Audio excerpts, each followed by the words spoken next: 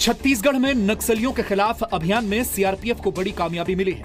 लगभग 96 घंटों तक चले ऑपरेशन के दौरान सीआरपीएफ ने 15 से 20 नक्सलियों को मार गिराने का दावा किया है। नक्सलियों से मुठभेड़ में एक जवान शहीद हुआ जबकि 2 घायल हुए हैं। सीआरपीएफ ने यह ऑपरेशन बीजापुर और सुकमा जिले की सीमा पर चलाया। इसमें कोबरा बटालियन के करीब 350 जवान शामिल हुए। एक ऑपरेशन ये अभी खत्म हुआ, सुबह पार्टी वापस आई, लेकिन साथ में एक ऑपरेशन और चल रहा है कन इलाके में, गोपनीय जो है, और हमें पूरा भरोसा है कि वहाँ भी हमें सफलता मिलेगी। इस अभियान के दौरान पहली बार वायुसेना ने सीआरपीएफ के जवानों के लिए खाने पीने और दूसरे जरूरी सामानों की सप्लाई की। बेनामी संपत्ति के मामले में इनकम टैक्स विभाग ने आरजेडी अध्यक्ष लालू प्रसाद यादव के खिलाफ बड़ी कार्रवाई की है। दिल्ली एनसीआर में इनकम टैक्स विभाग ने लालू, उनके बेटे बेटी और लालू के करीबी प्रेमचंद गुप्ता के कई ठिकानों पर छापेमारी की। बीजेपी के नेता पिछले कई हफ्तों से लालू और उनके परिवार पर फर्जी कंपनियां बनाकर 1000 करोड़ की बेनामी संपत्ति बनाने का आरोप लगा रहे हैं। छापे से नाराज लालू ने कहा है कि उनकी आवाज को दबाने की कोशिश की जा रही है। लालू यादव, अरविंद केजरीवाल, ममता बनर्जी, आप तमाम जो दक्षिण पंथी अधिनायकवाद के खिलाफ खड़ा हो रहा है, आप उसकी आवाज को बंद करने की चेष्टा कर रहे हो। ये आवाज खत्म नहीं होगी, बल्कि आपने बहुत बड़ा पंगा ले लिया। छापेमारी कर रहा है तो उसका क्या परिणाम है, क्या पर्पस है, ये सारी बातें जब तक सामने नहीं आती है। मीडिया न्यूज में आ रहा 22 जगह छापेमारी हो रहा है, तो कहाँ 22 जगह आप लोग दिखाएं। वहीं सरकार ने इनकम टैक्स की कार्रवाई का बचाव किया है। वित्त मंत्री अरुण जेटली ने कहा कि बिना ठोस वजह के ऐसी कार्रवाई नहीं होती। Unless there is a substantial basis and a reason to suspect that either there is evasion or a crime has been committed, these departments don't act.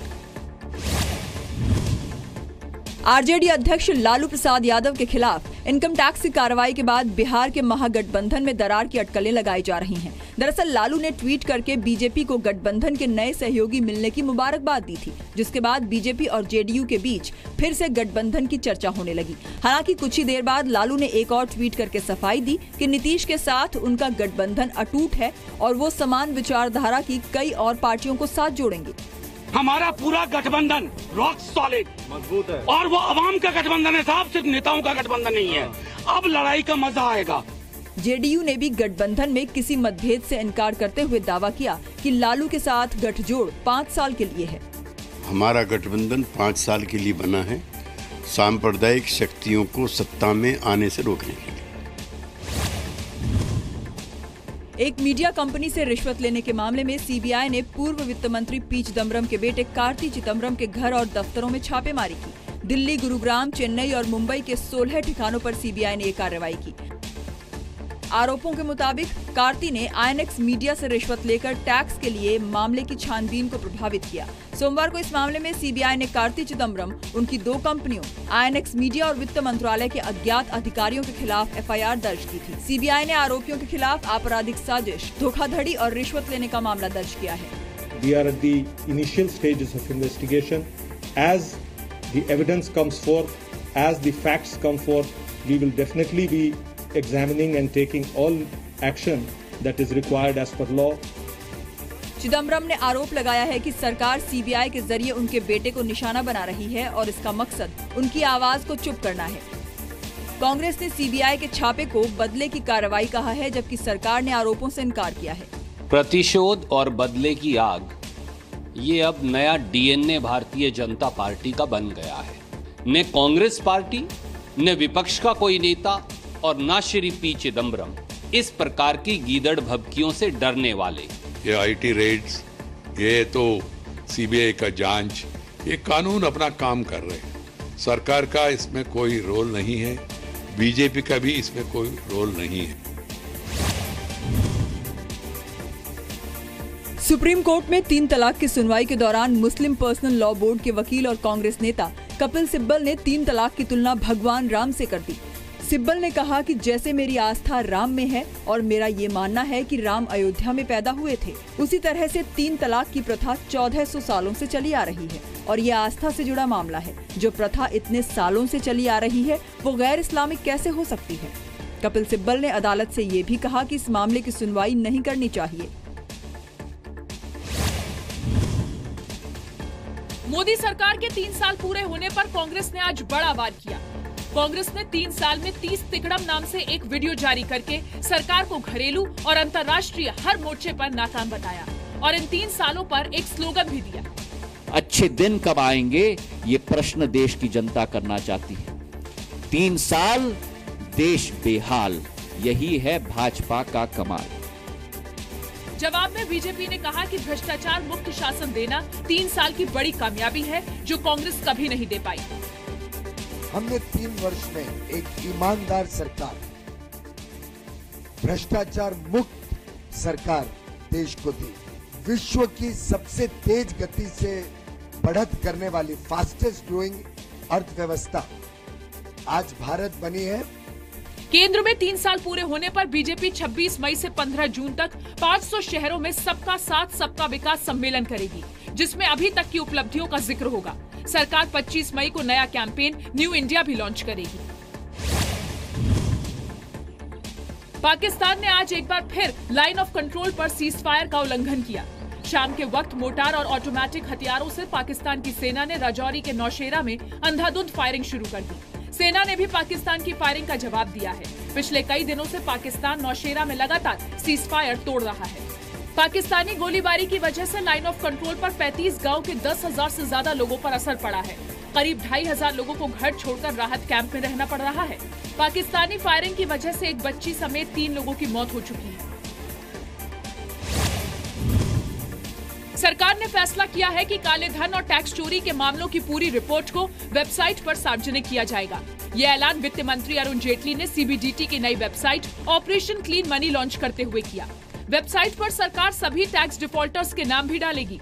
वित्त मंत्री ने साफ कहा, टैक्स चुराने वाले अब और नहीं बच सकते। इस पूरी सिस्टम और व्यवस्था का उद्देश्य यह है कि जो कंप्लायंट और ईमानदार टैक्स पेयर है उसको सुविधा मिल जाए। टैक्स इवेडेड पैसे के साथ डील करना अब सुरक्षित नहीं है। वित्त मंत्री ने बताया कि नोट बैन के बाद देश में 91 लाख नए टैक्स पेयर्स की पहचान की गई है। सीबीडीटी चेयरमैन सुशील चंद्रा के मुताबिक नोट बैन के बाद 16,398 करोड़ की अघोषित आय का पता चला है। 1 लाख लोगों को हाई रिस्क कैटेगरी में रखा गया है, जिनकी सख्त जांच होगी। राष्ट्रपति चुनाव को लेकर विपक्ष को एकजुट करने की कोशिश कांग्रेस ने तेज कर दी है। पश्चिम बंगाल की मुख्यमंत्री ममता बनर्जी ने राष्ट्रपति चुनाव को लेकर दिल्ली में कांग्रेस अध्यक्ष सोनिया गांधी से मुलाकात की। बाद में ममता बनर्जी ने बताया कि इस मुलाकात में राष्ट्रपति को लेकर किसी नाम पर चर्चा नहीं हुई। 10 दिन में सर्वसम्मति से विपक्ष का उम्मीदवार तय करने को लेकर एक बार फिर से चर्चा होगी। कोई नाम पे कोई डिस्कशन नहीं हुआ। हम लोग ये चर्चा जरूर किया कि हम लोग चाहते हैं ऑपोजिशन को ओर से सब टुगेदरली हम लोग एक कंसेंसस कैंडिडेट चाहते हैं जो देश के लिए बढ़िया होगा। राष्ट्रपति चुनाव को लेकर सोनिया गांधी नेशनल कॉन्फ्रेंस के नेता उमर अब्दुल्ला और नीतीश कुमार से भी मिल चुकी हैं। सोनिया ने समाजवादी पार्टी के संरक्षक मुलायम सिंह यादव और आरजेडी अध्यक्ष लालू यादव से भी फोन पर बात की थी। वो जल्द ही बीएसपी अध्यक्ष मायावती से भी मिल सकती हैं। गृह मंत्री राजनाथ सिंह भारत चीन सीमा से सटे सिक्किम के नाथुला पास का दौरा करेंगे। राजनाथ सिंह 19 मई को नाथुला जाएंगे और 21 मई तक रहेंगे।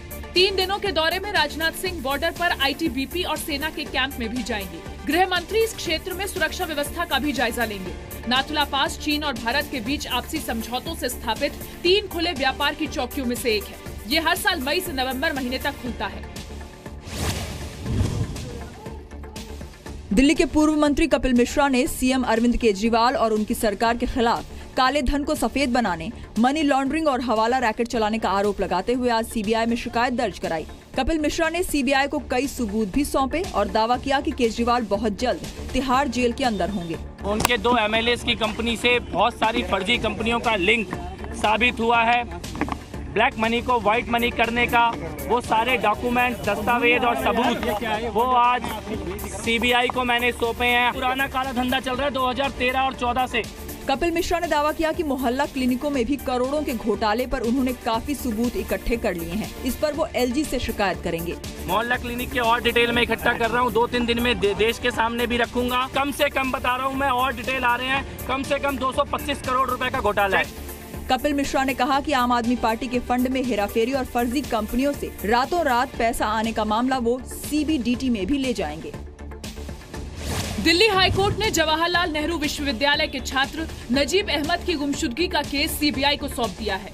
हाईकोर्ट ने सीबीआई को केस सौंपते हुए साफ किया कि जांच डीआईजी रैंक से कम अधिकारी की देखरेख में नहीं होगी। कोर्ट में दिल्ली पुलिस ने कहा कि अगर अदालत मामले की जांच सीबीआई को सौंपती है तो उसे कोई आपत्ति नहीं होगी। नजीब की मां फातिमा नफीस की याचिका पर सुनवाई करते हुए हाईकोर्ट ने केस की जांच सीबीआई को सौंपने के निर्देश दिए। जेएनयू के एक छात्र से विवाद के बाद नजीब अहमद 14 अक्टूबर 2016 से लापता है। दिल्ली पुलिस ने नजीब के केस में स्पेशल इन्वेस्टिगेशन टीम बनाते हुए 10 लाख रुपए के इनाम का ऐलान किया था, लेकिन कामयाबी नहीं मिली।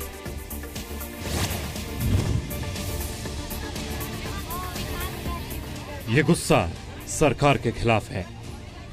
ये लड़ाई बेटियों के सम्मान की है। ये जिद है अपने अधिकार के लिए।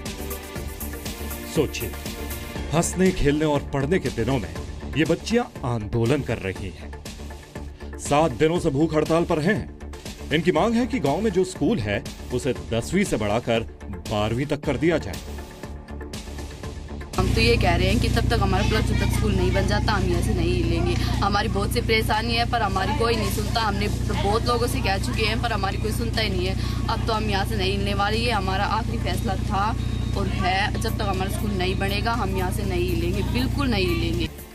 हरियाणा की इन बेटियों की असल जंग स्कूल को अपग्रेड करने की नहीं है, बल्कि ये लड़कियां खुद को छेड़खानी से बचाना चाहती हैं।